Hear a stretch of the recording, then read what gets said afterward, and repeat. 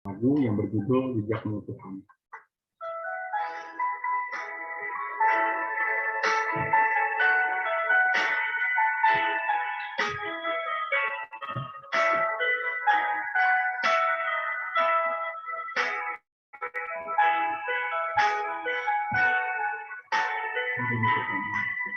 Sering ku mengerti jalan-jalan-Mu Tuhan, bagaikan pelantara yang kelam, tanpa seriput tanya, namun tetap percaya. Jejakmu Tuhan sungguh sempurna. Kamu ulang-ulang dari awal, katakan sering kita mengerti. Sering ku tak mengerti jalan-jalan Tuhan, bagaikan pelantara yang gelap,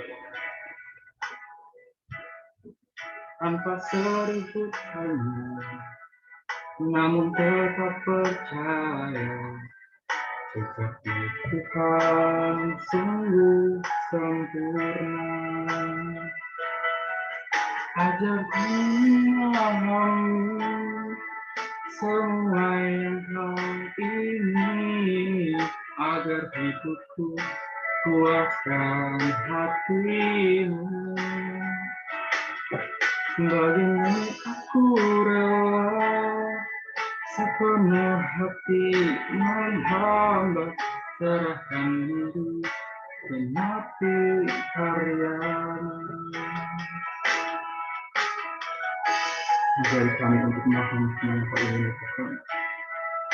Kami mau hidup kami menjadi benar. Kami mau sepenuh hati menghamba, menyerahkan diri kami sepenuhnya ke dalam tangan-Mu. Mari setiap kita yang mau menyerahkan diri kita ke dalam tangan Tuhan, dengan yakin dan percaya kita melakukan ajarku memahami.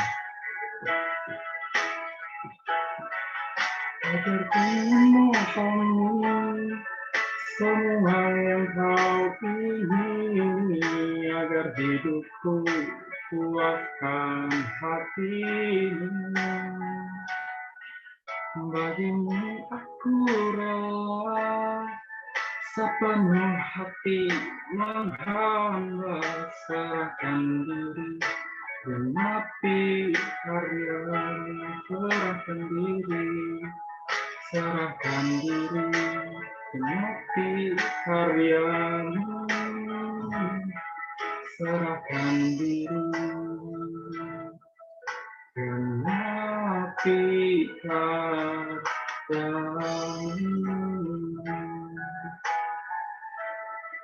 Kami mau serahkan diri. Terima kasih Tuhan.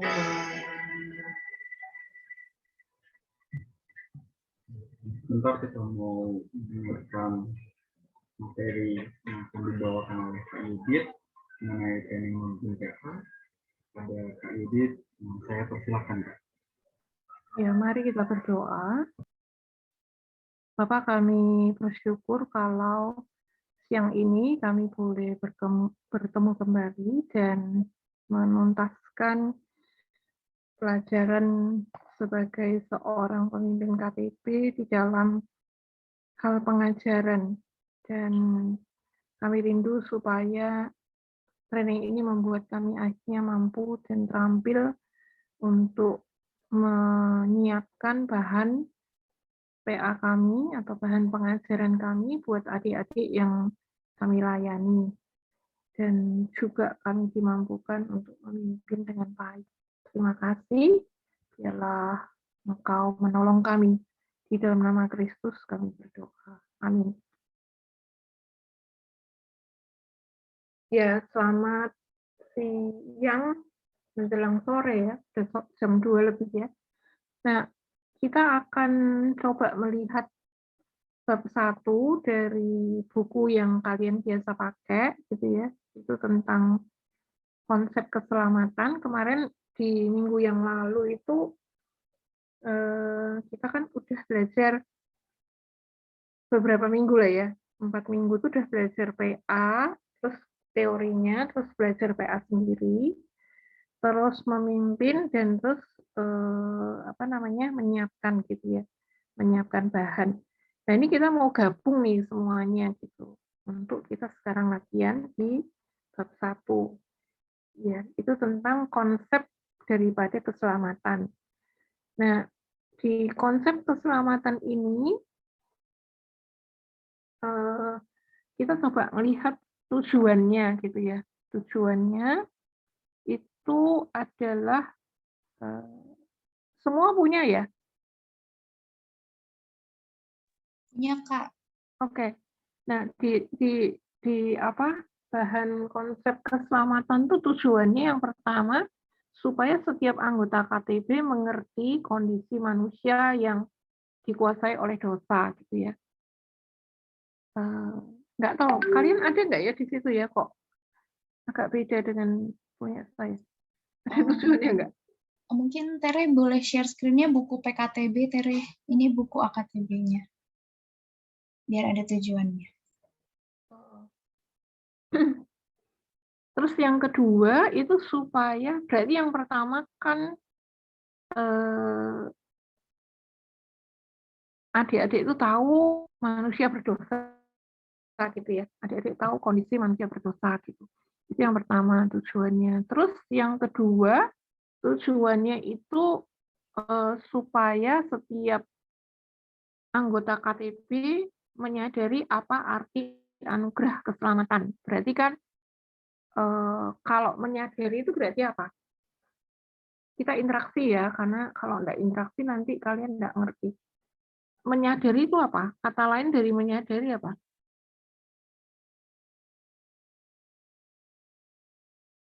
Supaya setiap anggota KTB menyadari apa arti anugerah keselamatan. Menyadari itu apa? Mengetahui, Kak.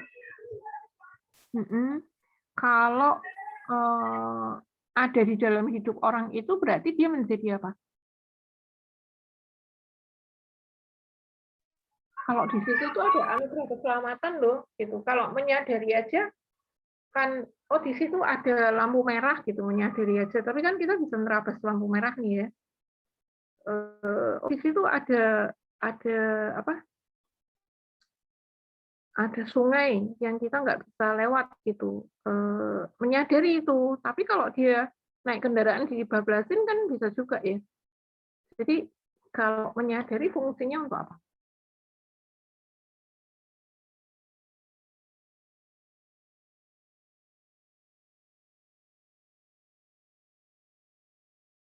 Untuk mengambil tindakan, Kak. Gitu ya. Menyadari berarti kan itu harus menjadi keyakinan ya, bahwa ada anugerah keselamatan. Aku yakin ada ya keselamatan gitu. Nah nanti kalau aku yakin itu akan aku pegang gitu, karena itu sebuah pengajaran kebenaran. Jadi kalau kita lihat 2 Timotius 3 ayat 16-17 itu kan dikatakan ada kebenaran ya. Coba kita lihat sebentar ya. 2 Timotius 3 ayat yang ke-16 dan 17. Firman Tuhan itu kan bermanfaat ya. Segala tulisan yang diilhamkan Allah memang bermanfaat untuk mengajar. Nah, waktu kita diajar itu kan bisa kita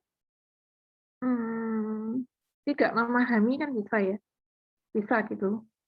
Tapi kalau menyadari harusnya dia memahami gitu, paham. Oh itu sungai, paham dia kalau itu sungai gitu.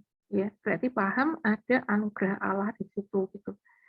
Nah, pemahaman yang kemudian diambil, pemahaman itu di sana diambil, dimasukkan ke dalam dirinya itu jadi kebenaran yang dia yakini gitu. Jadi bukan cuma paham, tapi aku mau ambil itu menjadi milikku gitu. Jadi sebetulnya waktu selesai belajar dari konsep keselamatan ini, adik-adik yang kita ajari itu bukan cuma paham, tapi dia yakin gitu akan anugerah Tuhan dalam keselamatan itu gitu. Ya. Terus dikatakan dan betapa berharganya keselamatan yang diberikan Allah di dalam Kristus bagi manusia yang dikuasai oleh dosa. Gitu. Jadi dia menganggap itu sebagai sesuatu yang berharga, gitu toh. Nah, kalau dia menganggap itu sebagai sesuatu yang berharga, maka dia tidak akan sia-siakan. Gitu. Tindakannya konkret itu dia tidak akan sia-siakan. Dia akan hidup di dalam keselamatan itu. Gitu. Ya, jadi dengan membaca tujuan itu kita menjadikan tujuan itu secara konkret itu apa gitu. Tujuannya itu secara konkretnya itu apa gitu. Kalau cuma menyadari, ya kalau udah sadar, so what gitu. Ya. Nah, terus kemudian yang ketiga, supaya setiap anggota KTB berkomitmen untuk hidup di dalam keselamatan dan berusaha untuk hidup sesuai dengan standar Allah. Nah, ini kan ada dua ya. Ada dua. Yang pertama, hidup dalam keselamatan. Seperti yang tadi saya katakan, sebagai dampak dari keyakinan dan keberhargaan. Karena dia menganggap berharga dan dia yakin, maka dia akan hidup dalam keselamatan itu. Gitu. Ya. Terus yang kedua, bukti daripada keselamatan. Sebenarnya waktu dia ngomong berusaha untuk hidup sesuai dengan standar Allah gitu ya. Standar Allah itu kan banyak banget gitu kan. Nah, itu yang membuktikan dia udah diselamatkan gitu. Tapi kita harus menyadari bahwa standar Allah yang kita ajarkan itu apa saja gitu. Sama nggak dengan standar Allah yang diajarkan gereja gitu. Kadang beda gitu. Misalnya contoh begini.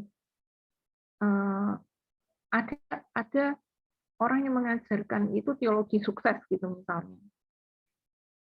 Nah, kalau kita membaca Alkitab, sukses yang dikatakan oleh teologi sukses itu adalah soal harta gitu ya. Kalau hartanya banyak itu berarti dia sukses gitu. Nah, tapi kalau kita bandingkan dengan Alkitab enggak juga tuh gitu ya. Paulus enggak kaya, Yesus enggak kaya gitu ya. Banyak orang-orang yang diceritakan di dalam Alkitab itu enggak kaya gitu. Habakuk enggak kaya gitu ya. Orang-orang ada di pembuangan juga hidup seadanya. Jadi kita nggak bisa mengatakan itu sukses gitu, ya, karena beda. Nah, tapi kalau ini berarti kan dikatakan untuk hidup sesuai dengan standar Allah itu berarti dia harus mengikuti hidupnya secara konkret itu sesuai dengan nilai yang diajarkan atau prinsip yang diajarkan Alkitab. Gitu. Ya, itu tiga. Secara praktis berarti kan dua hal ya, secara praktis ya, dua hal, hidup dalam keselamatan sama hidup dalam standar Allah. Ya. Nah, hidup dalam keselamatan itu mempengaruhi apa saja gitu. Kita mikir gitu ya, mempengaruhi apa saja gitu. Sebenarnya mempengaruhi motivasi gitu ya, mempengaruhi semangat, mempengaruhi worldview itu cara kita memandang gitu ya. Kita memandang dengan kacamata kebenaran firman. Lalu kalau yang kedua itu kan melakukannya secara praktis gitu. Jangan mencuri. Standarnya anak ya, aku nggak mencuri gitu. Jangan berdusta. Aku hidup dalam tidak berdusta gitu. Jadi yang satu bentuknya konkret di dalam tindakan-tindakan, sementara yang satunya dalam inner world-nya dia gitu. Ya. Gitu ya, tekad dan sebagainya. Walaupun kita bisa mengatakan hidup dalam keselamatan itu buktinya yang nyata ya tadi gitu. Bukti nyatanya itu dia jujur, dia baik, dia semangat, dia apa kayak gitu ya. Oke. Sampai di sini ngerti? Ada yang mau ditanya dulu? Kalau waktu kita membaca tujuan itu gitu.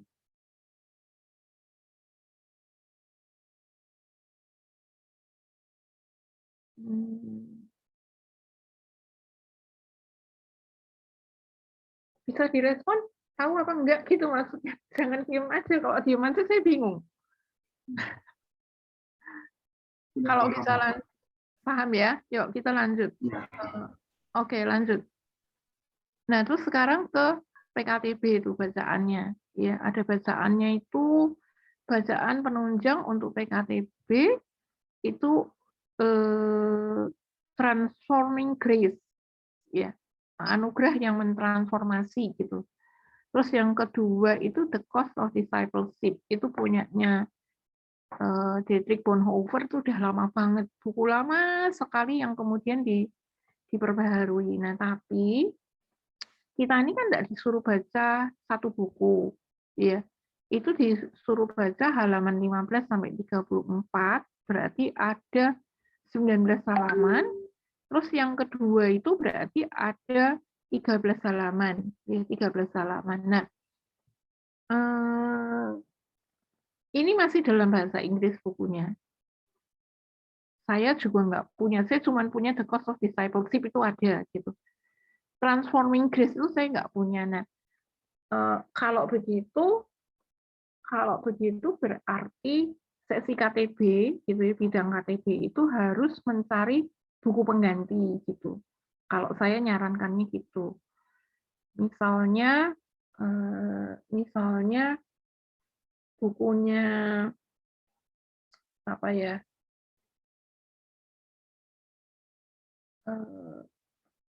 Bukunya hitam, tulisannya merah, itu bukunya aduh, lupa saya namanya. Itu penginjil yang sangat terkenal. Yang dari Korea. Siapa? Paul Cho, ya, punyanya Paul Cho Yonggi, itu bagus juga tentang keselamatan, ya. Atau yang lain gitu. Jadi silakan untuk mencari buku pengganti gitu untuk bisa mengerti hal ini gitu. Jadi banyak banget bukunya, itu sebenarnya banyak sih, macam-macam gitu. Bukunya macam-macam. Nah, pilih aja yang ada gitu. Nah, seksi KTB pergilah ke Perkantas, cari di perpustakaan buku-buku mana yang dianggap tepat gitu. Lalu di scan gitu ya, halaman ini sampai ini itu yang diberikan kepada PKTB gitu. Ya, itu saran saya kayak gitu. Di Perkantas ada scanner juga sih. Kalau misalnya butuh minta tolong, bisa minta tolong sama Mbak Trisni di scan, terus kemudian nggak perlu bawa pulang bukunya gitu, terus itu udah scan-scanan gitu, baru kamu nanti berikan kepada teman-teman gitu ya. Oke. Nah, sekarang kita sampai kepada persiapannya, ya. Jadi kalau kita lihat pertanyaannya, ya, kalau kita lihat itu ada tulisannya Amazing Grace, itu kan lagu ya, lagu. Nah, kalau lagu ini mau dipakai sebagai pembuka, gitu ya, berarti PKTB itu harus menerjemahkan itu dengan baik. Itu artinya apa? Gitu. Ya, karena ini di bukunya adik KTB berarti kan ada gitu. Jadi apa namanya, diajarin kalau nggak bisa, karena ini buku lama, lagu lama sekali. Nah, tergantung dia bisa apa enggak gitu.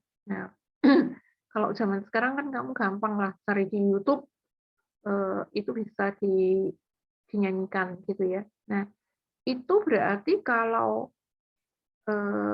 dalam P1, P2, P3, P4 gitu ya. Satu yang pertama berarti kan ini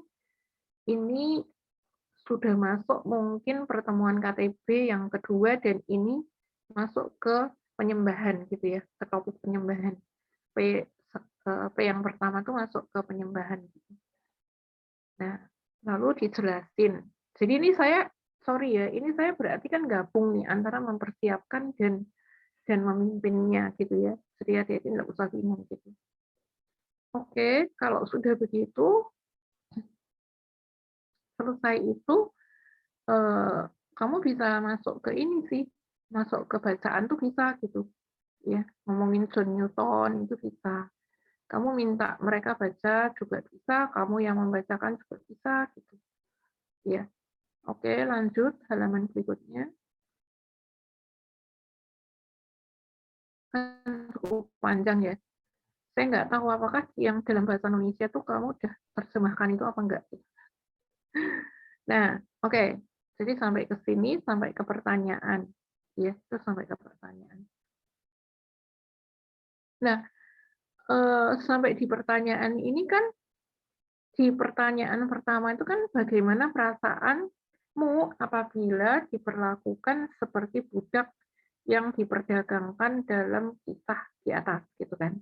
Jadi kan itu kan kisah yang diceritakan, terus kita disuruh menginternalisasi, memberikan respon gitu. Jadi kalau kita lihat pertanyaan pertama dan yang kedua itu merupakan pertanyaan penolong atau pertanyaan pendahuluan yang menolong adik-adik itu untuk masuk ke dalam topik yang mau kita dibahas. Jadi kenapa nanyain pertanyaan kenapa menanyakan perasaan, karena mau stir up, mau membangkitkan gitu ya, mau membangkitkan perasaan adik-adik untuk masuk ke dalam PA yang mau kita bawain gitu ya. Nah, dua pertanyaan ini bagus untuk menolong adik-adik berpikir kepada topik yang mau kita bahas gitu ya. Bagaimana perasaan apabila diperlakukan seperti itu gitu. Terus ini pendapat gitu. Nah, kalau dua pertanyaan ini itu nggak ada benar atau salah gitu. Nggak ada, kita nggak bisa mengkoreksi itu gitu. Ya udah dibiarin aja, dia jawab apa saja biarin. Nah, kita harus tahu pertanyaan ini apakah pertanyaan personal atau pertanyaan yang sifatnya tekstual gitu ya. Kalau pertanyaannya personal kayak gini ya, bagaimana perasaanmu? Berarti semua orang perlu menjawab. Gitu. Tapi kalau pertanyaan yang tekstual, yang observasi, kalau jawabannya betul, sudah betul, maka kita tinggal bertanya kepada kelompok gitu. Kalau itu isinya beberapa orang, apakah masih ada tambahan, ada yang beda kah? Gitu. Ya, gitu. Kalau dia bilang sama Kak, gitu ya sudah, kamu tinggal menjelaskan atau menekankan poin-poin yang kamu anggap penting dari jawaban itu. Gitu ya. Jadi waktunya nggak habis untuk membahas yang observasi sifatnya.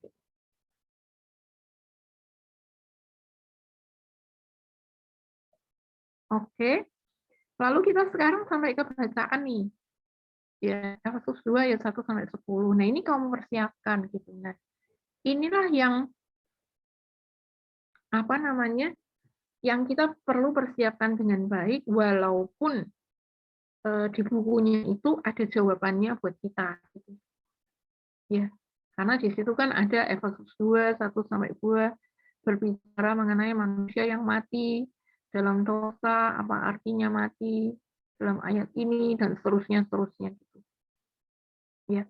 Nah, jadi tetap kita mesti harus membaca Efesus 2 ayat 1 sampai 10. Nah, sekarang kita berhenti di situ, kita ke Alkitab kita, ya.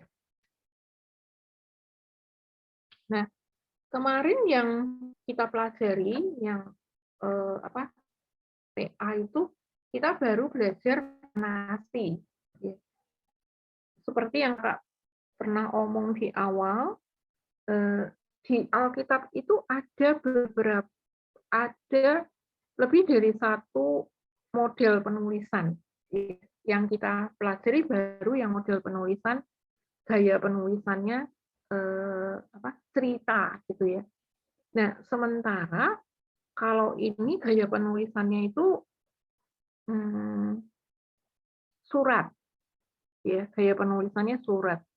Jadi kita harus mempelajari, menyiapkan ini ya dengan harusnya dengan surat gitu ya.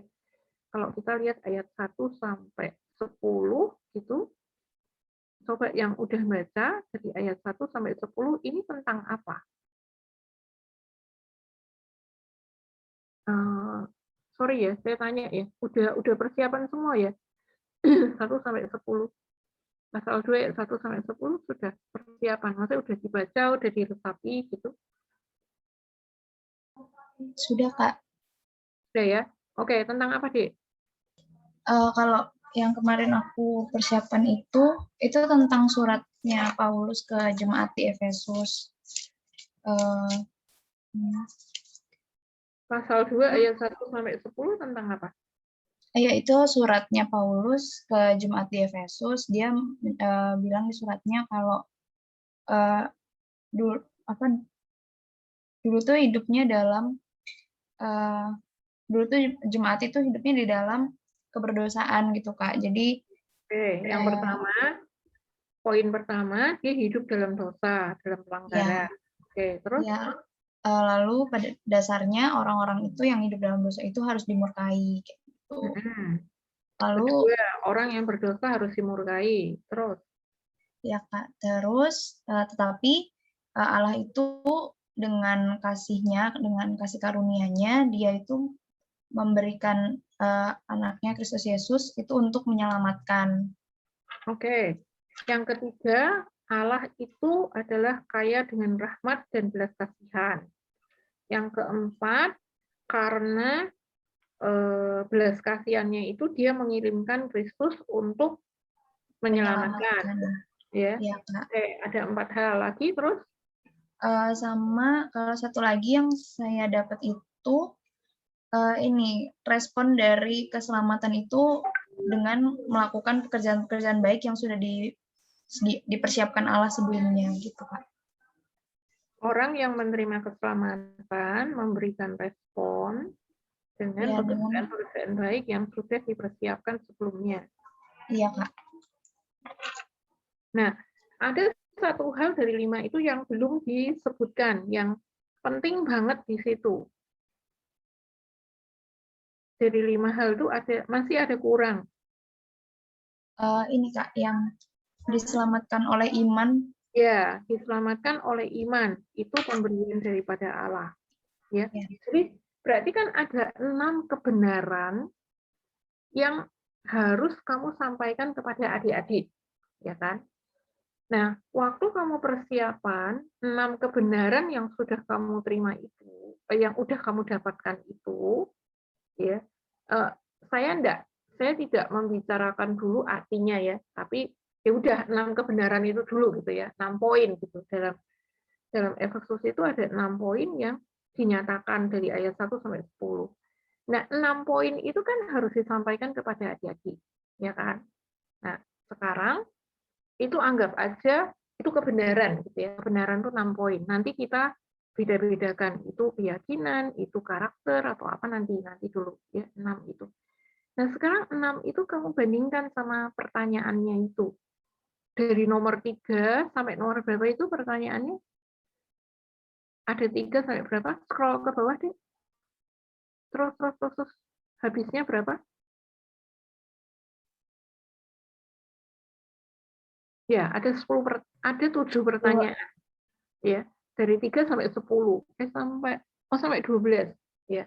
Sampai 12, tapi kan itu sama lampiran bacaan dan sebagainya. Tapi pertanyaannya sih kayaknya sampai 10 tadi. Betul nggak sih? Sampai 11. Oke, sampai 11. Berarti ada 8. Ya. Ada 8 pertanyaan itu yang kamu mesti cek gitu. Apakah ke-6 kebenaran tadi itu ditanyakan dengan atau menggunakan 8 pertanyaan itu, apakah 6 kebenaran itu sudah terungkap? Ya. Apakah 8 pertanyaan yang disajikan di dalam buku PA itu bisa mengungkapkan 6 kebenaran yang tadi sudah didapatkan melalui PA pribadi. Ya, jadi 6 kebenaran itu PA pribadi. Anggap itu PA pribadi. Ya. Nah, itu kamu yang waktu persiapan itu dicek gitu. Ya. Ini kurang gitu. Jadi kamu harus nambah pertanyaan. Ini nggak perlu karena dia tidak terkait dengan 6 kebenaran itu. Tapi jangan lupa tadi kan ada 4 tujuan, ya, 4 tujuan yang diminta untuk tercapai oleh pembuat bahan, ya. Tapi garis besarnya adalah orang itu diselamatkan, menerima keselamatan tujuannya dengan bahan PA ini, ya. Nah, Lalu dibandingkan nih, 8 pertanyaan itu yang mau mengungkapkan 6 kebenaran yang sudah kamu terima itu, apakah sampai kepada tujuan pembuat bahan PA, yaitu 4 tujuan tadi. Ya, orang diselamatkan, orang punya keyakinan, gitu ya, orang hidup di dalam keselamatan, dan orang hidup sesuai atau orang melakukan kebenaran Tuhan. 4 itu tadi. Gitu. Udah bisa mencerna apa yang saya katakan?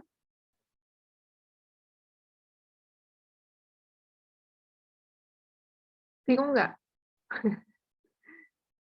Jadi coba ditulis dulu 4 tujuan tadi. Ya, tujuan pertama tadi kan orang setelah PA, adik-adikmu itu mau diselamatkan. Ya, dia mengalami keselamatan, menerima Yesus sebagai Tuhan dan Juru Selamat gitu ya. Itu yang pertama gitu.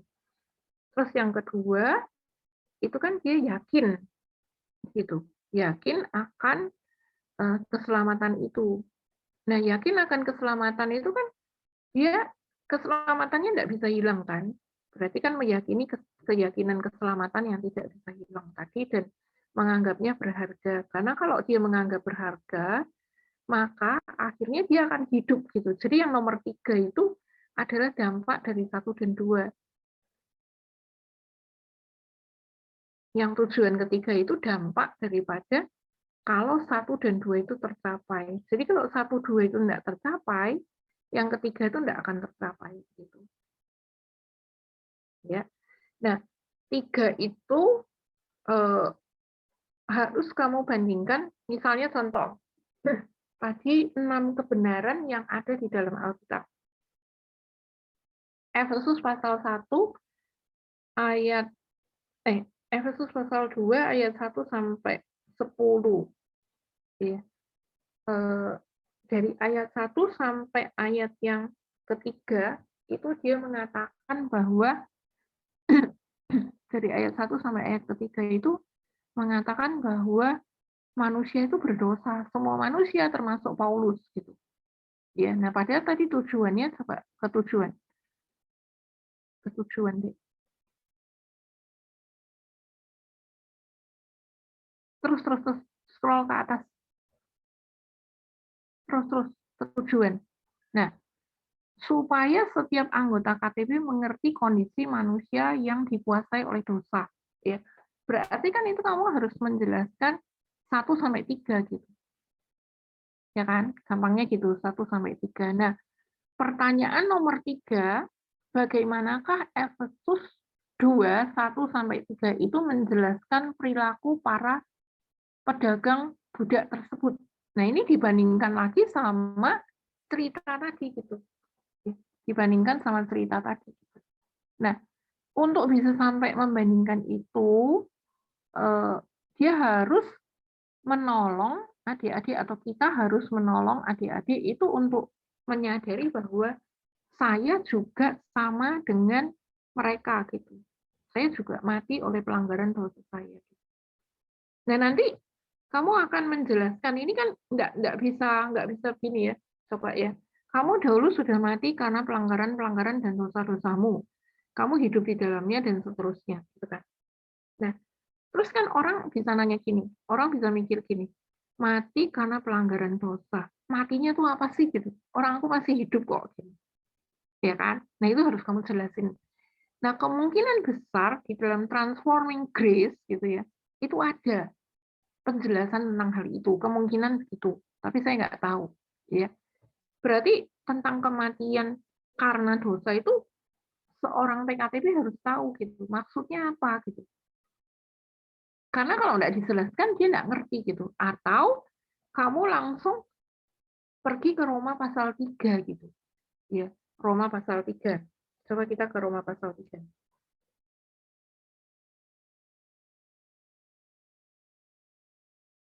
Ya, Roma pasal 3. Nah, ini yang Kakak bilang seorang yang bertumbuh itu dia harus hafal ayat-ayat firman Tuhan itu kayak begini gitu. Jadi kalau apa namanya? bahannya itu nggak ada petunjuknya, dia bisa langsung ingat gitu. Oh, ini bisa dihubungkan sama ini loh gitu. Ya, kita lihat Roma pasal yang ketiga, ayat yang ke-23. Ya. Sebenarnya Roma pasal 3 ini perlu dibaca sih sebagai landasan kita bisa ngerti gitu. Karena semua orang yang telah berbuat dosa dan telah kehilangan kemuliaan Allah dan oleh kasih karunia telah dibenarkan dengan cuma-cuma karena penebusan. Ya. Nah, kalau kita lihat Roma 3:23 itu semua orang berbuat dosa gitu. Ya, semua. Berarti kan semua itu berbuat dosa. Berbuat dosa itu dia kehilangan kemuliaan Allah gitu. Dia kehilangan kemuliaan Allah. Nah, terus kita pergi ke Roma pasal yang ke-6 misalnya. Roma pasal yang ke-6. Ya.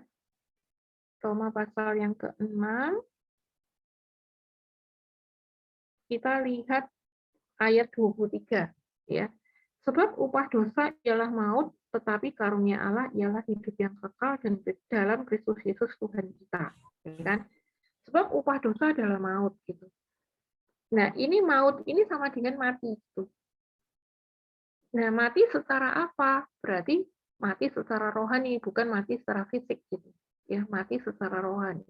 Nah, mati secara rohani itu dia mengalami maut. Maut itu kalau di dalam Alkitab kaitannya sama apa sih? Kaitannya itu sama neraka gitu. Ya, kalau kita membaca di Wahyu kaitannya sama neraka. Nah, buku-buku yang kamu baca itu akan menolongmu memiliki keutuhan daripada satu konsep gitu. Satu konsep yaitu tentang keselamatan.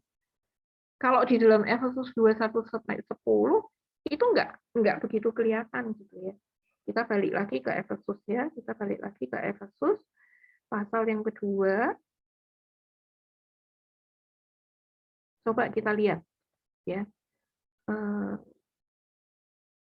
Dia nggak ada dari ayat 1 sampai ayat yang ketiga itu dia bicara soal maut gitu. Dia hanya bicara soal mati gitu.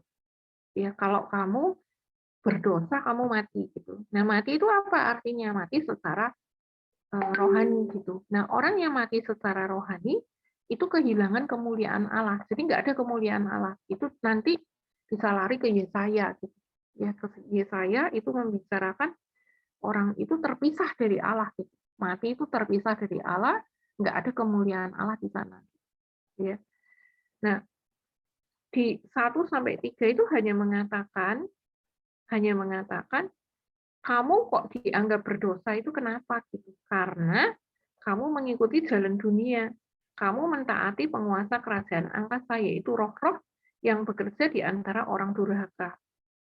Terus Paulus mengatakan, dulu aku juga begitu. Nah, bukti aku kayak begitu tuh apa? Buktinya aku hidup dalam hawa nafsu daging, menuruti kehendak daging, mempunyai pikiran jahat, gitu ya. Nah, terus ini ada clue-nya. Pada dasarnya kami adalah orang-orang yang harus dimurkai sama seperti mereka yang lain. Gitu. Jadi orang yang berdosa itu mati karena kena murka Allah. Nah, murka Allah itu terjadinya kayak apa? Dia masuk ke dalam neraka. Gitu. Ya, nah, itu harus ada di dalam konsep diri seorang PKPB waktu dia persiapan. Ya, sehingga kita bisa memikirkan gimana caranya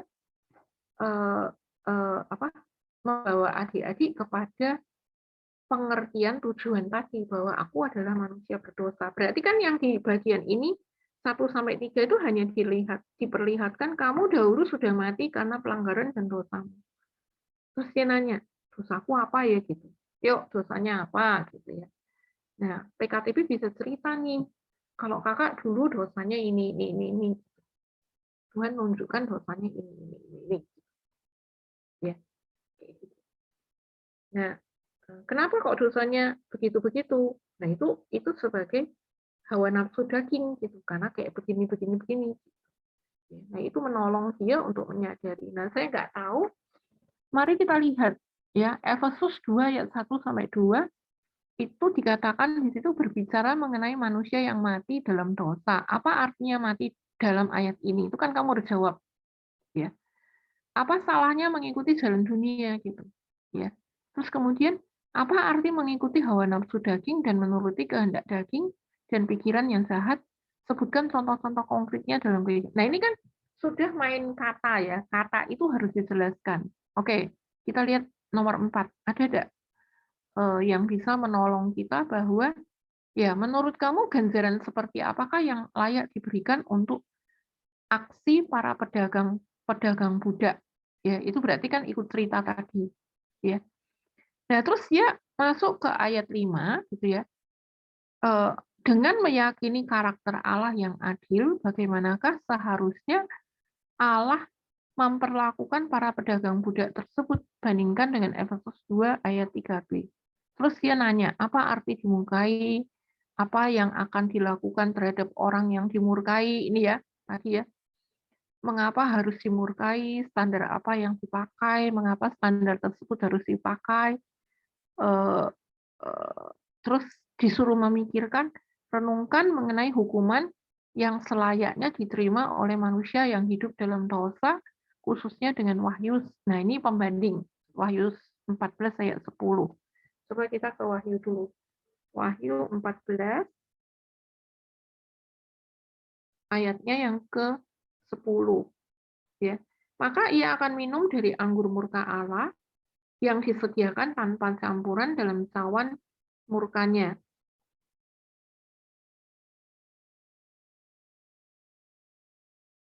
Dalam cawan murkanya, dan ia akan disiksa dengan api dan belerang di depan malaikat-malaikat kudus dan di depan mata anak domba. Nah, ini neraka, ya kan? Ini neraka. Oke, lanjut. 6. Coba 6. Ya.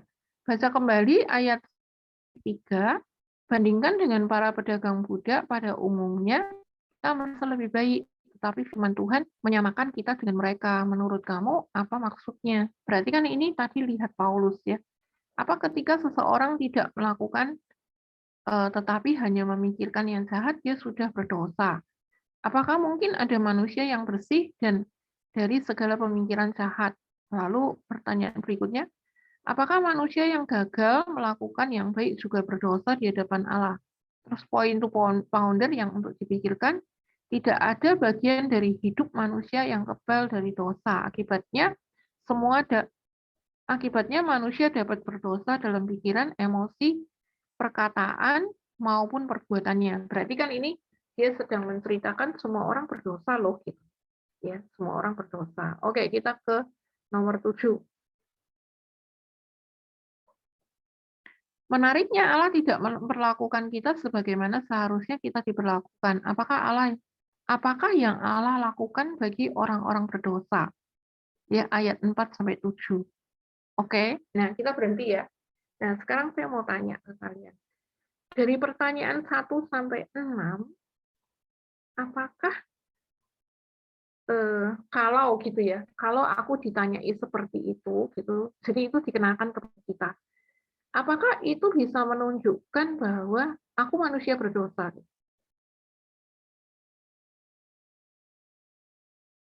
Pertanyaan ayat 1, nomor 3 sampai kepada nomor 6, berarti 3 pertanyaan dengan sub pertanyaan tadi, gitu ya. Apakah bisa menolong adik-adik untuk kemudian menolong kita lah ya, untuk kemudian ngomong, iya aku berdosa gitu, bisa nggak? Iya, saya manusia berdosa, bisa nggak? Ada nggak pertanyaan yang menolong kita untuk menyadari bahwa aku manusia berdosa? Gitu.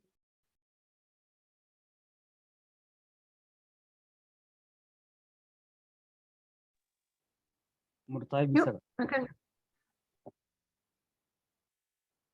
adakah?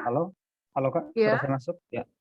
Kalau menurutku, terutama di poin nomor 6 ya Kak, di pertanyaan nomor 6 kan, itu coba diperlihatkan cukup. nomor 6, oke. Nah, kan bacalah Efesus 2 ayat 1-3, bandingkan dengan para pedagang pada umumnya kita merasa lebih baik. Jadi mungkin kalau yang belum merasa Kak, yang rasa ya udah si pedagang budak ini udah jual manusia nih, sedangkan dosaku paling cuma dosa-dosa kecil saja gitu. Nah, tapi setelah mungkin dijelaskan di sini bahwa firman Tuhan itu menyamakan kita dengan mereka kalau misal si AKTB membaca dari Efesus 2 ayat 1-3 ya kayaknya mengerti sih Kak bahwa ternyata semua dosa itu sama di hadapan Tuhan kira-kira gitu Kak. Jadi Oke, semua manusia sebenarnya berdosa gitu. oke. Berarti kita harus menyadari pertanyaan nomor 6 itu nggak boleh dihilangkan gitu ya. Jadi kita nggak, kalau itu adalah pertanyaan yang membuat adik-adik menurut kita akan mengerti bahwa dia manusia berdosa gitu ya. Berarti ayat nomor 6 itu nggak boleh dihilangkan. Ya. Jadi jawabannya apakah, jadi gini, dari pasal 2 ayat 1-3 Efesus, bandingkan dengan para pedagang budak, pada umumnya kita semua merasa lebih baik, tetapi firman Tuhan menyamakan kita dengan mereka. Ya, menurut kamu apakah maksudnya gitu? Oh, berarti di ayat berapa tadi? Ayat 1 dia mengatakan bahwa kamu dahulu sudah mati karena pelanggaran dan dosamu. Kamu hidup di dalam dia. Gitu. Nah, kalau adik-adik yang pandai, dia ngomong kamu nih kan jemaat Efesus, bukan aku gitu, ya kan? Lalu di sini Paulus mengatakan kami semua juga di ayat 3 terhitung di antara mereka. Jadi Paulus aja rasul yang besar itu menganggap bahwa dia juga bagian daripada orang yang patut dimurkai, orang-orang durhaka itu. Gitu. Ya. Nah, berarti kalau misalnya mau menegaskan untuk pertanyaan penegasan, itu kita bisa tanya gitu. Menurutmu kalau gitu kita ini terhitung, kita termasuk apa enggak ya? Kita termasuk orang berdosa yang patut dimurkai apa enggak ya? Nah, nanti kalau dia jawab iya, berarti dia sadar sudah. Nah, nanti kalau untuk menegaskan lagi kita bisa tanya, kalau begitu seharusnya upah kita apa ya? Oh, upah dosa adalah maut gitu. Suruh baca. Kita ajak dia untuk membaca Roma gitu. Pasal yang ke-3 maupun pasal yang ke-6, yang lebih cocok 6, ayat 23 gitu. Ya. Gitu. Nah, adik-adik, saya cuma sekedar mau ngingetin gitu ya.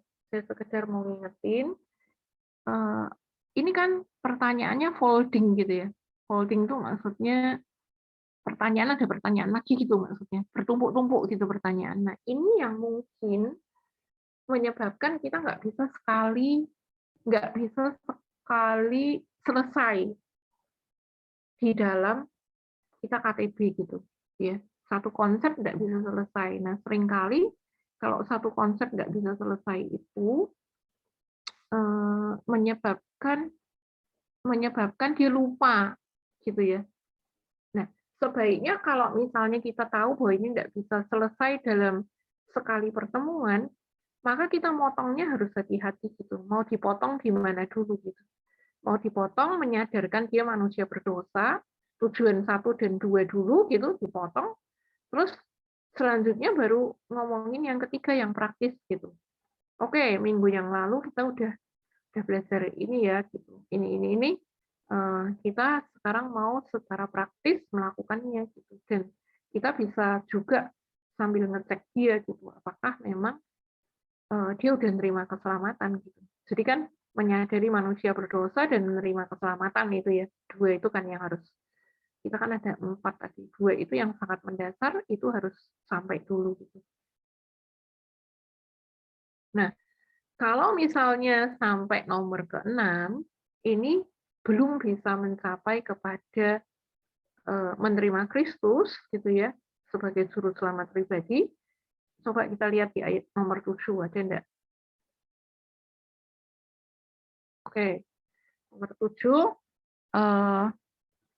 Allah itu tidak memperlakukan kita sebagaimana seharusnya kita diperlakukan.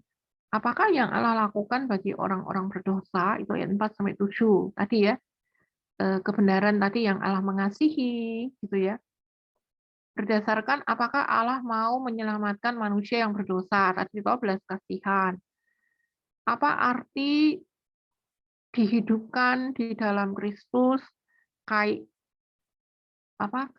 dengan ayat 1. Ya, ini kita harus mengkaitkan itu, ya. Ini pertanyaan yang agak sulit. Jadi adik-adik perhatikan ya. Kalau ada pertanyaan-pertanyaan sulit, maka PKTB harus menyederhanakan pertanyaan sulit itu gitu.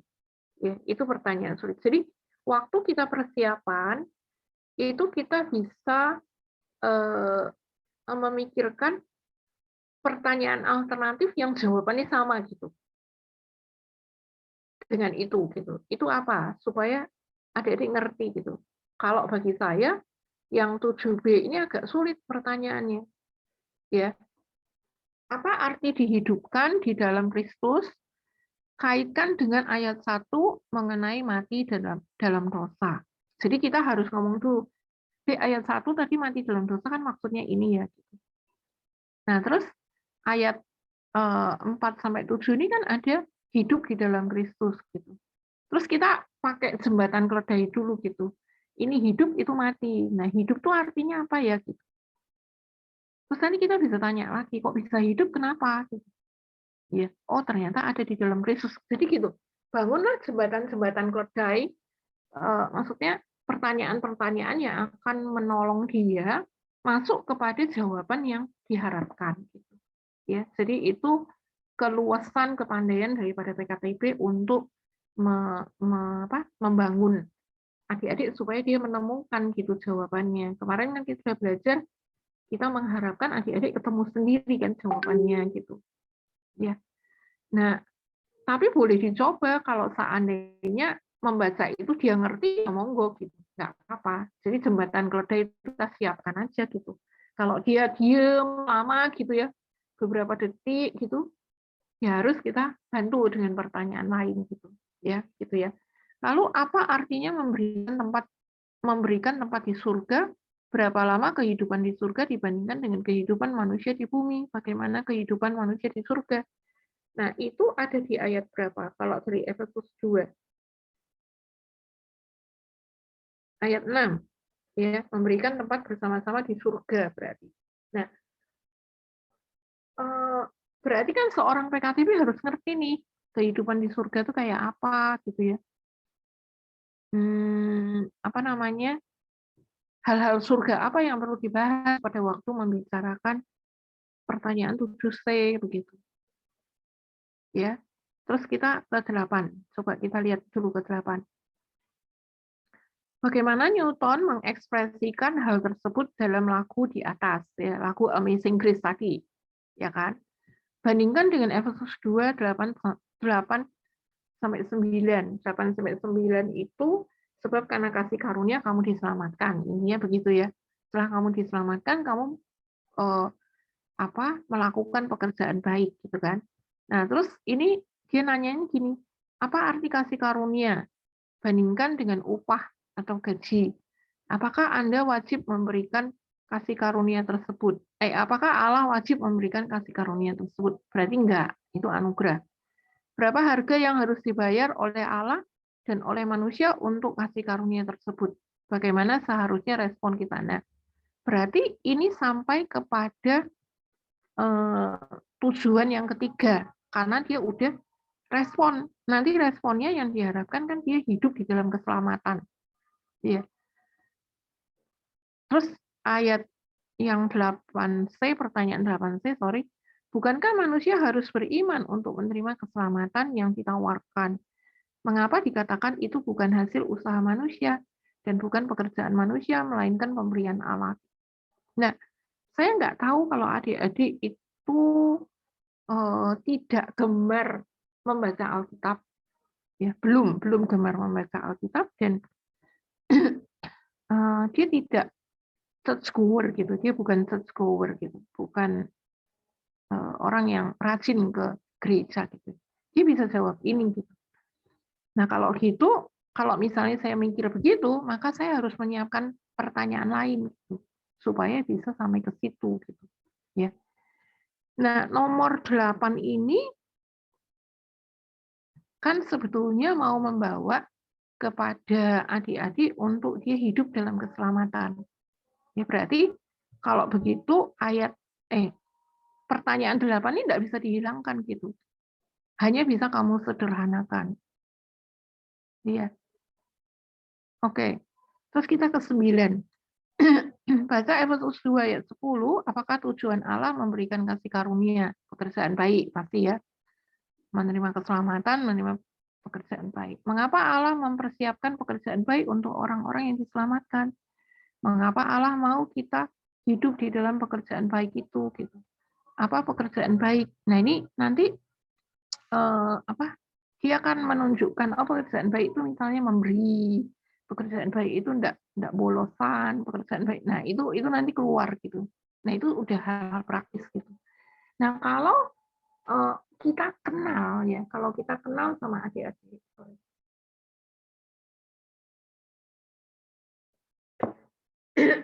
Kalau kita kenal sama adik-adik, maka itu bisa membuat kita tahu dia punya kelemahan apa. Begitu kita tahu kelemahan dia, maka secara personal itu kita bisa tanya sama dia gitu. Sinta gitu. Nek kamu melakukan ini, kira-kira dibandingkan ini kayak apa ya?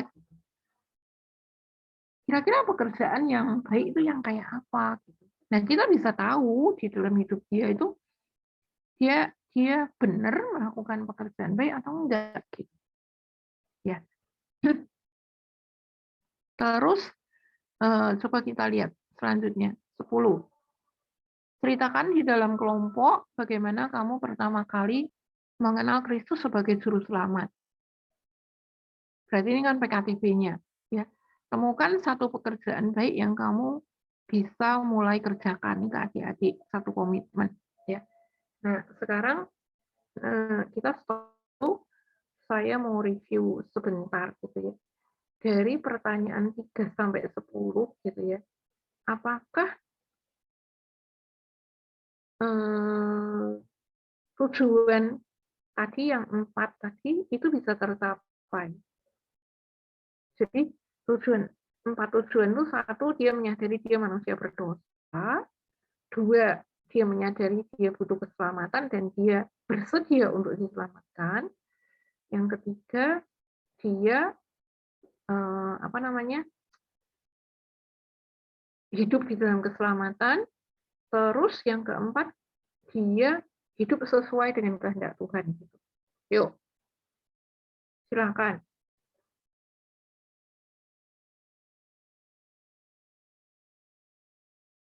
Jadi pertanyaan saya 3 sampai 10 itu apakah bisa menolong adik-adik sampai kepada 4 tujuan tadi?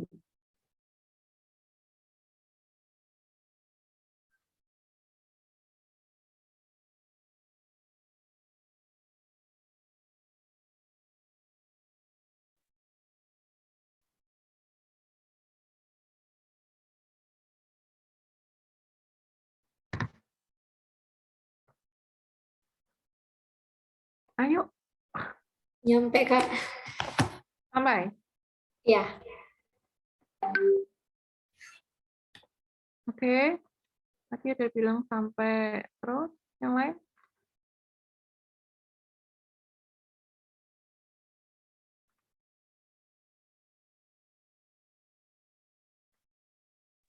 Tercapai, Kak.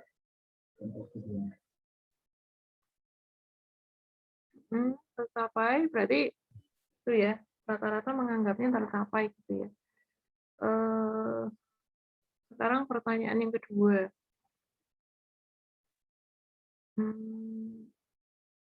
Menurutmu adik-adik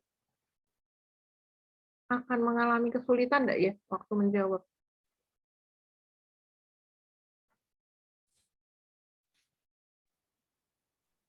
Dan ini dia ada Kemungkinan pembandingnya ya, pembandingnya bacaan tentang tadi perbudakan tadi. Itu sebagai ilustrasi, terus dia harus jawab beberapa pertanyaan yang sebetulnya membutuhkan pemikiran gitu maksudku. Ya, sekarang pertanyaannya adalah sulit nggak ya adik-adik yang baru masuk itu terus kamu tanyain kayak gitu?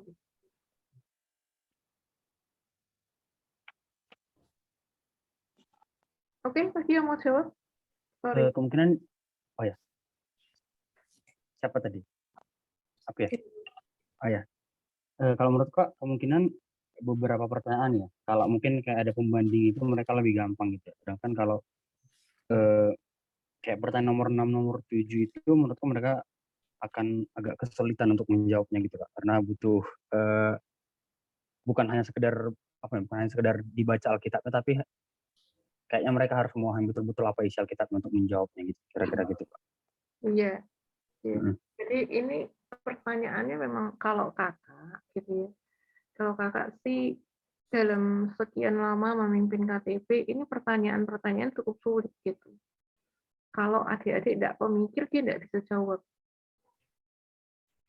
Gitu. Sebetulnya itu. Gitu. Tapi kalau misalnya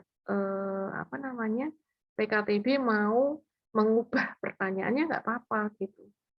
Ya, maksudnya yang penting tujuannya itu tercapai gitu. Jadi kalau misalnya kamu mau ubah misalnya pertanyaan nomor 3, mau kamu ubah gitu,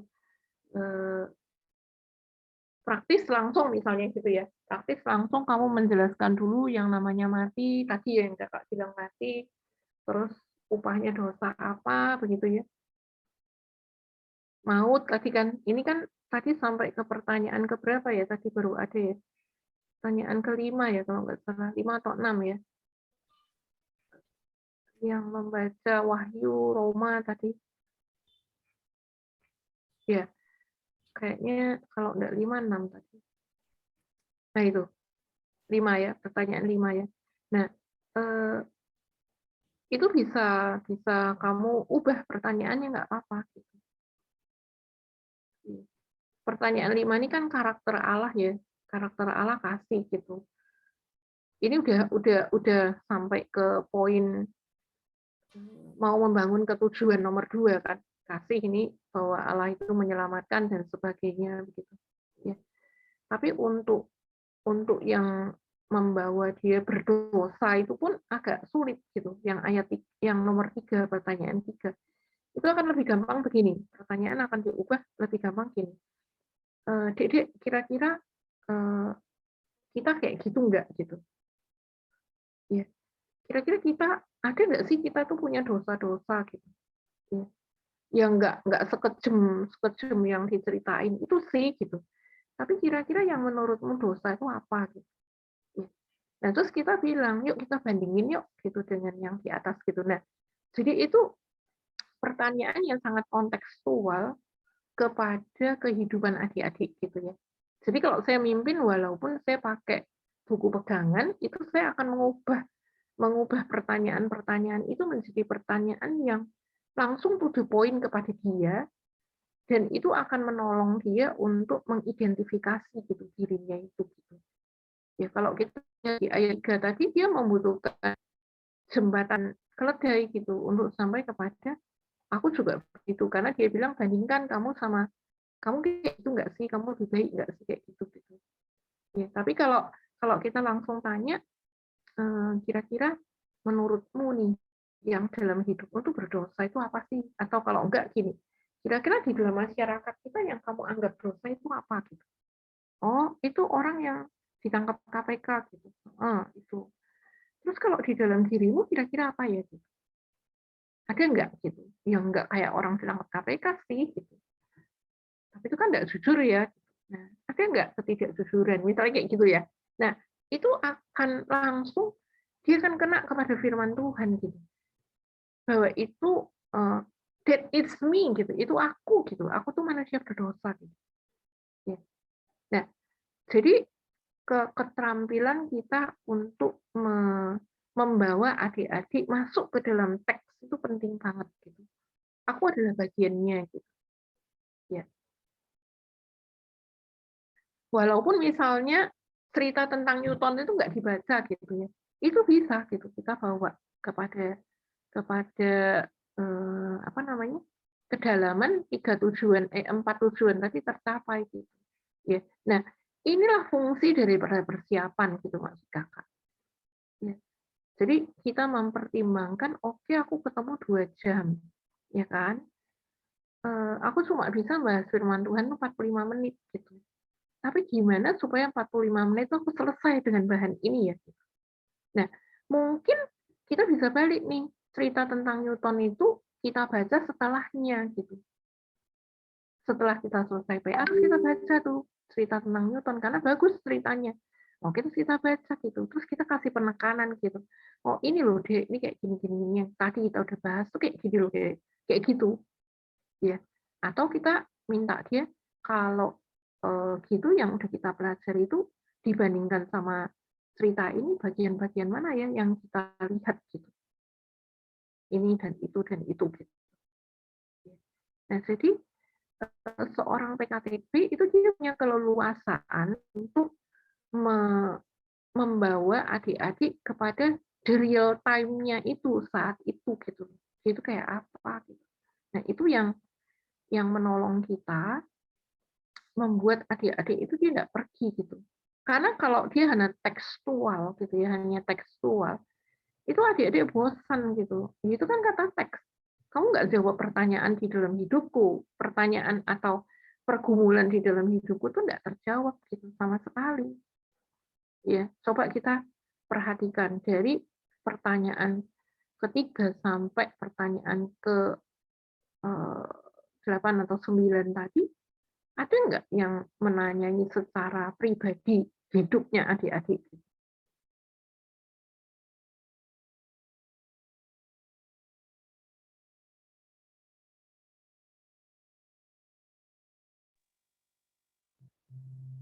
Kamu ini Mungkin sedang yuk, enggak, mungkin cuma di pertanyaan 10-11 ya, Kak?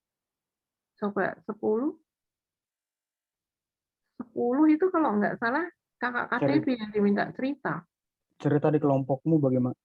Nah, Oh iya. ceritakanlah di dalam kelompok bagaimana Oh iya kamu ya. pertama kali bertobat gitu kan. Itu kan kakak KTB. Terus kan temukan itu kan nolongin adik-adik ketemu gitu, perbuatan baik apa gitu. Nah, dia tidak ditolong untuk melihat dosanya itu apa. Bahwa itu dosa loh gitu. Merokok itu dosa, misalnya kayak gitu. Nipu itu dosa gitu. Nah, itu nggak ketemu gitu. Bolos itu dosa. Males itu dosa, misalnya kayak gitu ya. Dosanya kan nggak sampai membunuh, nggak gitu. Tapi yang kecil-kecil itu loh, yang anyhow kita kerjakan, marah-marah itu dosa. Gitu. Nah, itu nggak ketemu di situ. Gitu. Nah, akibatnya orang cuma ngerti gitu. Oh ya, aku butuh keselamatan. Oh ya gitu. Oh ya, aku orang berdosa. Tapi dia nggak bisa pinpoint gitu, nggak bisa menunjukkan. Oh, ini loh aku sedang berdosa kayak begini. Aku ini patut dimurkai. Gitu. Sehingga orang nggak takut gitu loh. Adik-adik itu nggak takut. Gitu. Dia nggak akan menyesali dosa-dosanya. Kita nggak ngomong gini ya. Kalau dia ngomong gini, saya pernah suatu ketika kalau di agama Katolik itu ya, ponakan saya itu Katolik. Gitu. Kalau nggak salah di kelas 1 ya, kelas 1 itu dia di sekolah itu di Rabu Abu, itu mereka disuruh menulis dosa-dosanya gitu. Kan itu hari pengakuan ya, Rabu Abu itu hari pengakuan, suruh nulis gitu. Sudah tulis. Nah, sepertinya tulisan itu dibawa pulang gitu. Ya. Terus dia tergeletak di atas meja begitu. Dia nggak, ya anak kecil namanya ya pulang taruh aja gitu ya. Terus kami baca gitu, ya. Nah, terus di dalam tulisan itu apa? Dia nulisnya gini, aku suka pukul anjing. Anjingnya nakal sih gitu. Aku suka pukul anjing. Anjingnya besar gitu ya, dia suka pukul anjing itu. Nah, itu dia menyatakan itu dosa gitu. Nah, itu kan personal ya. Nah, waktu dia diperhadapkan bahwa aku pukul anjing itu adalah dosa dan itu maut gitu ya. Kamu akan dihukum di neraka gitu karena dosamu itu. Orang jadi mikir gitu. Sehingga dia menghargai keselamatan itu. Oh, aku nggak jadi dihukum. Nah, akibatnya dia tidak akan main-main dengan dosa. Dia akan sangat menghargai keselamatan itu. Gitu. Nah, kadang kita lolos di dalam hal-hal yang demikian, sehingga seperti yang kalian pernah pertanyakan gitu, katanya udah diselamatin, tapi kok dosa-dosa terus gitu. Ya. Kristen katanya udah lahir baru, tapi dia tidak takut tuh berbuat dosa. Terus dia tidak bisa menghayati nih kasih Allah yang begitu besar, yang turun dari surga, masuk ke dalam dunia, mati untuk manusia yang dikasihinya. Dia tidak bisa menghayati itu. Gitu. Sehingga ya dia tidak mau hidup dalam keselamatan. Gitu. Ya. Nah akhirnya kita tidak menghasilkan adik-adik yang benar-benar menghayati yang namanya upah dosa adalah maut tadi, dan keselamatan itu mahal sekali harganya, dan aku bersyukur karena aku menerima keselamatan. Dia tidak akan nangis-nangis untuk keselamatan itu gitu maksudnya. Akhirnya dia tidak bisa hidup dalam keselamatan gitu. Nah ini bab 1 ini penting banget gitu. Bab 2 bab berapa? Bab 2 ya. Jadi tentang konsep keselamatan ini very important buat orang gitu ya. Kalau ini lolos gitu ya, kita sambil lalu begitu aja, ya udah gitu. Ya selamanya dia menganggapnya udah aku ngerti keselamatan, aku ngerti gitu. Gitu. Nah, kenapa saya bilang begini? Karena pada dasarnya orang yang kita layani adalah orang Kristen, bukan orang non-Kristen. Yang dia tiap minggu mendengarkan siapa itu Yesus gitu. Tapi mungkin dia masih bergelimang dalam dosa. Gitu. Nah, kalau kita tidak hati-hati, gitu ya, maka perKTP-an kita tidak menghasilkan orang yang berubah gitu. Jadi kalau misalnya kita bertanya, kamu udah mimpin adik sekian lama gitu ya, adikmu ini berubah apa enggak sih? Gitu. Kenapa adik-adik itu udah KTP 6 bulan tetap enggak bisa saat teduh? Setahun tetap bolong-bolong saat teduhnya, enggak doa, enggak apa. Kenapa kita udah 3 tahun jadi murid Tuhan tetap enggak punya sukacita membaca firman itu terpaksa, misalnya kayak gitu ya. Nah, karena hal-hal yang mendasar ini tidak kena secara pribadi gitu. Enggak personally gitu loh. Oke, sampai di sini ada yang mau bertanya? Ya, itu persiapan yang harus disiapin. Setelah kamu PA, ya. Nanti kemudian kamu lihat, tadi kan di tujuannya itu ada 2 konsep, ya. Ada 2 konsep, ada 2 penerapan, gitu kan. Nah, 2 konsep itu tinggal kamu tarik, yang satu harus masuk ke keyakinan, yang satu harus masuk ke iman, yang satu harus masuk ke apa gitu. Itu karakter yang harus dibangun.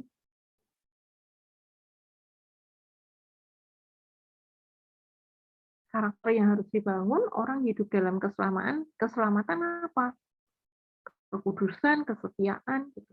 Ya. Nah, itu harus keluar dalam pertanyaan tambahan karena ini tidak muncul di sini.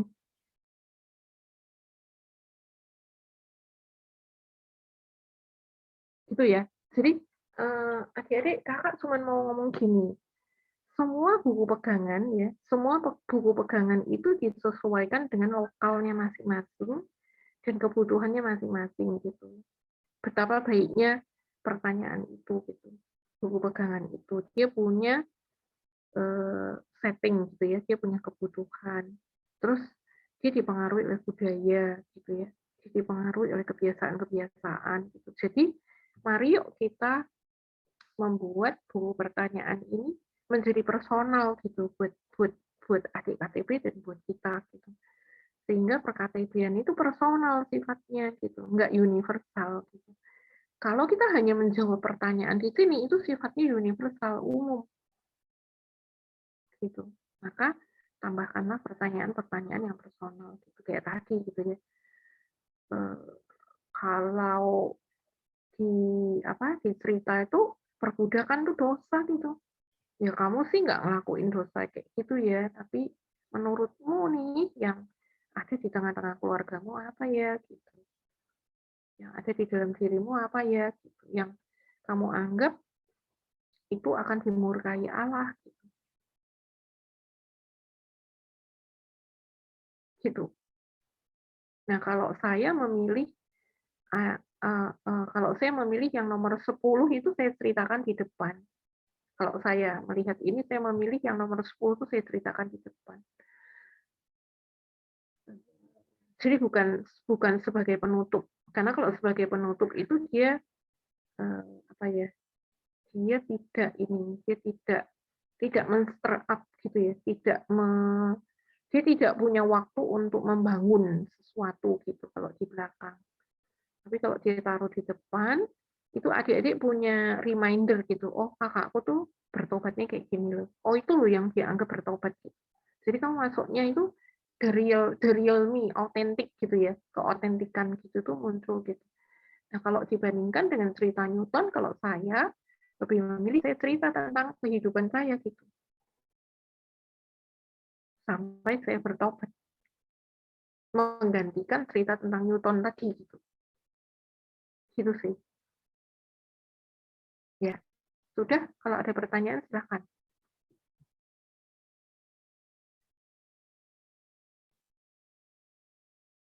Baik, bagi kakak abang dan teman-teman sekalian yang mau bertanya, boleh langsung mengajukan atau menuliskan pertanyaan melalui form chat.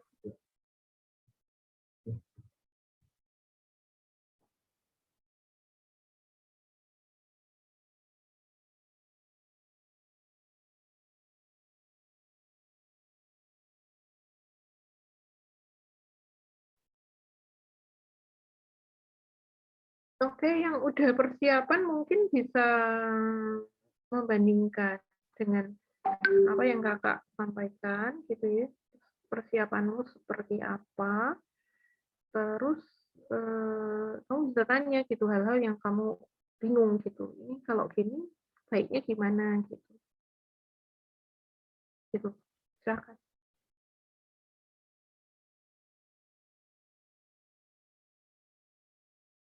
Ya, boleh abang teman sekalian, kalau ada yang mau berbagi soal yang sudah dipersiapkan sebelumnya begitu, atau masih ada yang ingin ditanyakan soal persiapan yang kemarin, atau ada hal yang masih dibingungkan begitu, boleh langsung ditanyakan saja.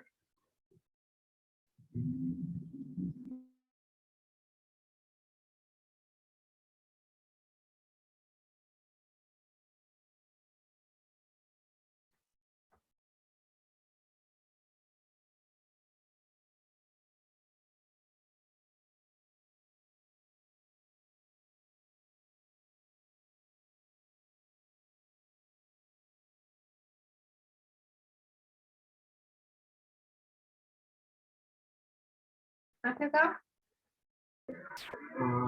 Sepertinya sembari menunggu Bapak Abang dan kalian untuk mempersiapkan pertanyaan, mungkin aku mau tanya. Oke. Dulu ya Kak ya. Aku mau tanya, kalau nanti ketika KTB begitu kan bahas bab 1 ini, ternyata ada AKTB yang belum menerima keselamatan itu sendiri kan. Padahal Tujuannya? ya tujuannya kan kayak menyadari atau meyakini bahwa adanya keselamatan itu kan, anugerah keselamatan itu berharga gitu. Keselamatan yang diberikan Allah itu bagi manusia itu sangat berharga. Nah, bagaimana kalau ada AKTB yang belum? Iya, kalau ada yang belum ya kamu harus cari bahan lain. Harus PA lagi sama dia, tapi bahan lain, nggak bisa pakai ini lagi, nggak bisa ngulang dengan bahan ini. Cari bahan lain yang mungkin lebih mengena gitu kepada dia gitu. Nah, saya hanya menduga kalau dia nggak kalau PA ini tidak dibuat personal gitu ya. Kalau dia tidak bisa membuat ini personal bahwa ini disampaikan kepada dia, itu tidak bisa tidak mau bertobat kalau dia udah biasalah mendengar, atau bahkan dia akan merasa ya aku udah bertobat. Nah kalau dia merasa dia udah bertobat, mungkin kita perlu tanya gitu, yang bisa nggak cerita kapan kamu bertobat gitu, itu ya. Mungkin adik-adik ada yang ngomong gini, oh waktu aku dibaptis gitu. Ya, oh waktu aku ikut perjamuan gitu. Nah, kita bisa mengindikasikan apakah itu bertobat apa enggak gitu.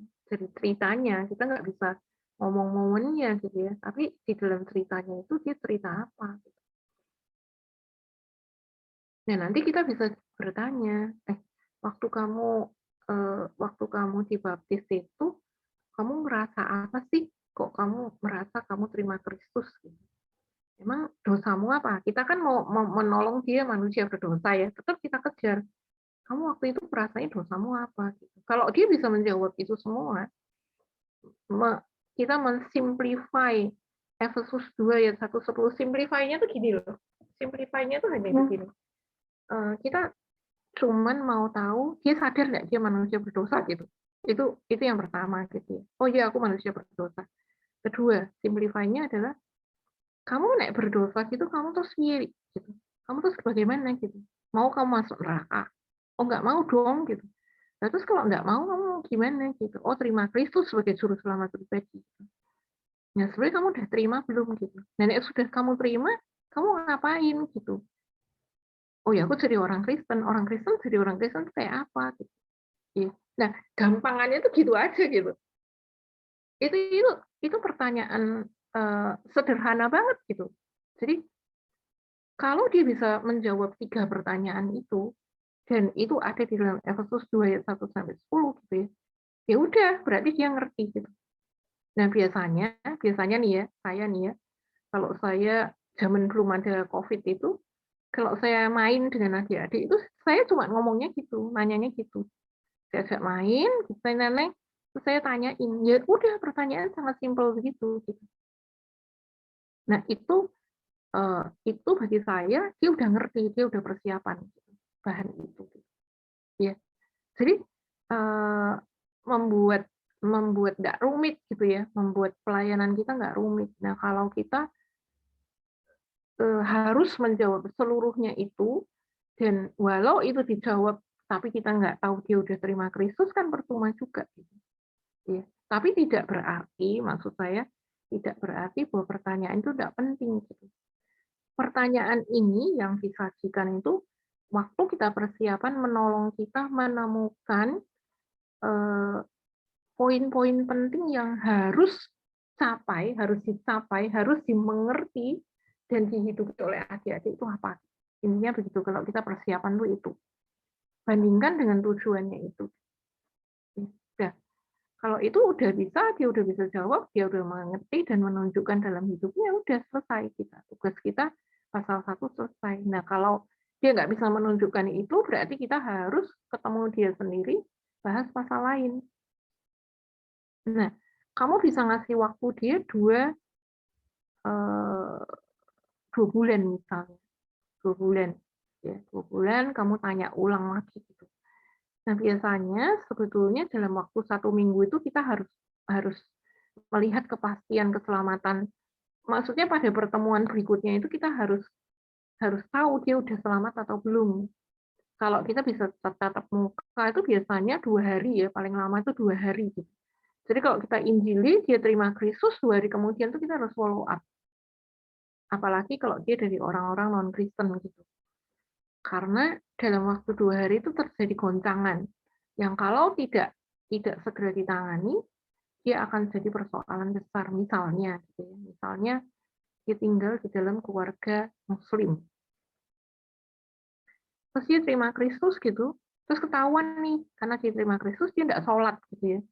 Giliran 2 hari dia tidak sholat, ketahuan nih sama orang tuanya, gitu. Nah itu bisa persoalan besar. dia bisa diusir dari rumah, gitu, dia bisa dipukulin, gitu. Kalau dulu ada adik pelayanan dipukulin sama bapaknya, ketahuan dia dipukulin, Alkitabnya dibakar, gitu. Jadi nanti kalau seminggu kemudian ketemu tuh dia udah benjut-benjut gitu, wajahnya udah biru-biru, gitu. Cewek loh padahal, dikebukin sama bapaknya. Ya. Nah, itu kalau kita nggak tangani, gitu ya. Jadi kalau nggak tahan, dia akan balik, gitu. Menjadi orang Muslim lagi. Khususnya dari agama Muslim, itu yang paling berat.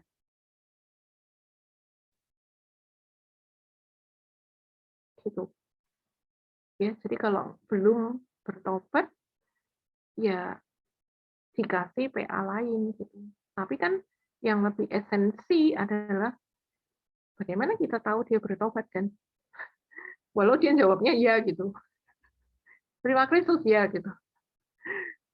Ya aja, gitu. Tapi ternyata enggak, gitu. Nah, gimana kita tahu bahwa dia beneran apa enggak? Yaitu dengan cara dia disuruh nulis pertobatannya. PR-nya, gitu ya. PR-nya setelah bab ini, PR-nya kamu tulis ya buat kesaksian pendek, gitu. Setengah halaman, gitu.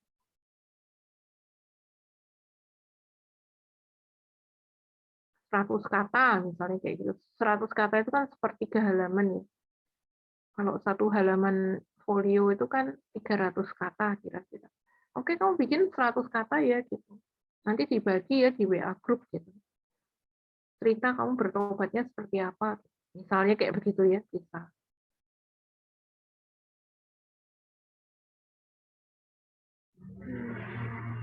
Masih banyak ya Kak, buat jawabannya.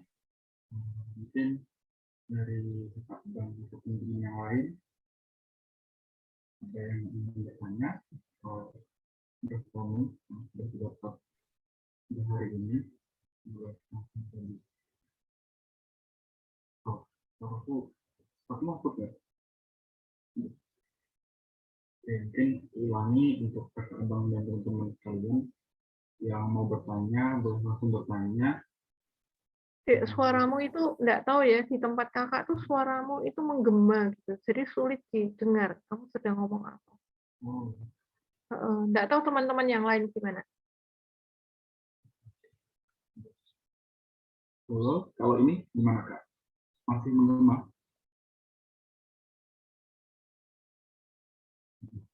Lebih jelas sih, lebih jelas. Oke.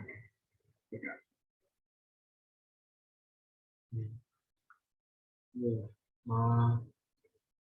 oke, aku ulangi lagi. Mungkin dari Kakak Abang dan teman-teman sekalian, ada yang ingin ditanyakan begitu atau mau meresponi apa yang sudah didapat barusan tadi, atau boleh membagikan apa yang sudah dipersiapkan sebelumnya begitu. Adakah kendala atau kebingungan dalam mempersiapkan PA kemarin itu dalam sebelum kita mengikuti proses kita pada siang hari ini, boleh dibagikan begitu kalau ada yang mau ditanyakan.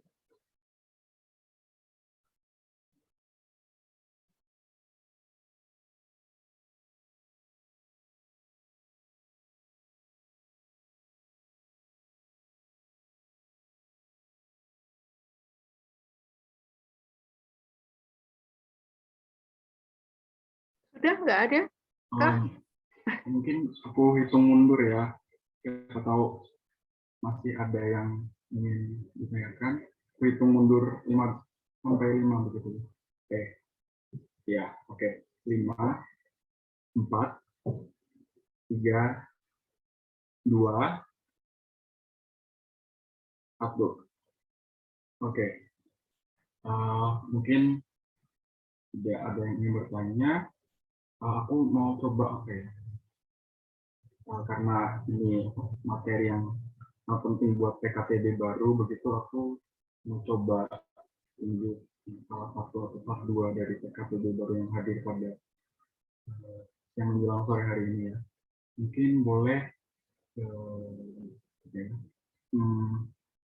Bang Maurits gitu, bisa Bang mau merespon apa yang sudah didapat barusan ini. Oke, ya, suaraku masuk kan? Masuk Bang, masuk. Oke, ya.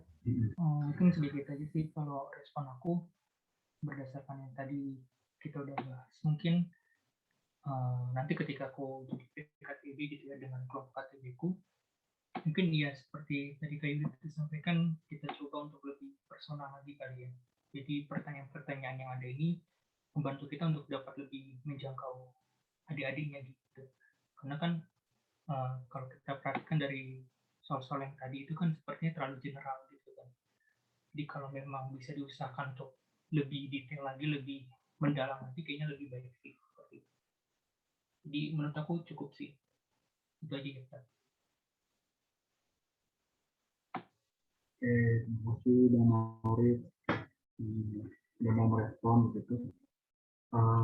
Mungkin karena waktu juga yang sudah menunjukkan 34 gitu. Mungkin kita mau mengakhiri sesi tanya jawab kita kali ini. Kita mau sekaligus mengakhiri rangkaian acara kita. Kita mau tutup dalam doa kepada Kak Yudi.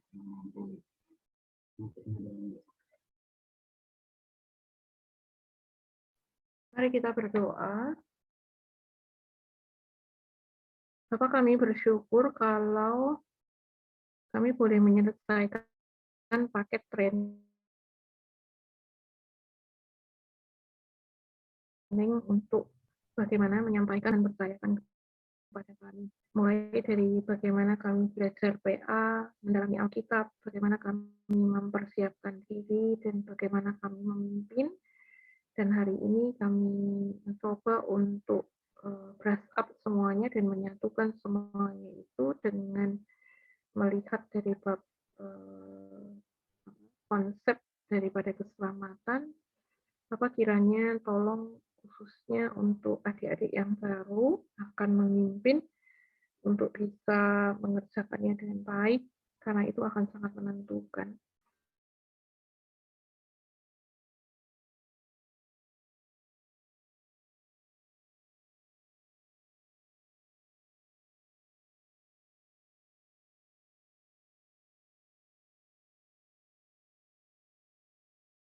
Orang personal bagi AKTP, sehingga mereka sulit untuk bisa memahami, mendalami, dan membuat teks Alkitab itu relevan bagi hidupnya.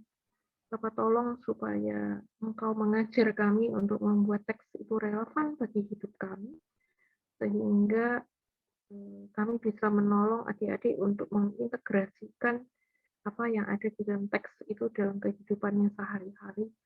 Dan itu menjadikan adik-adik bergairah untuk berjalan bersama dengan Tuhan di dalam hidupnya dan mengutamakan pertumbuhan. Bapak ampuni kalau seringkali di dalam segala kelemahan yang kami miliki, di dalam segala keterbatasan kami tidak sanggup untuk menolong orang-orang itu, tapi kami mau mengandalkan Roh Allah yang menyempurnakan apa-apa yang sudah kami pelajari selama beberapa kali pertemuan ini.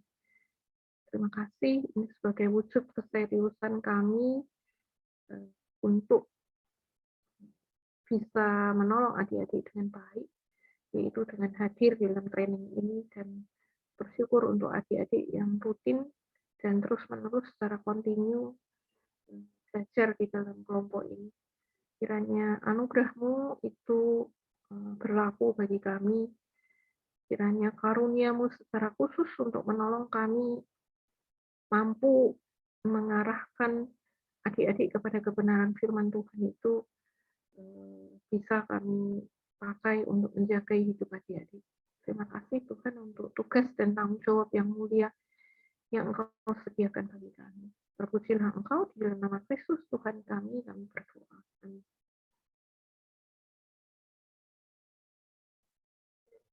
Amin. Terima kasih Kak Yudi menyampaikan materinya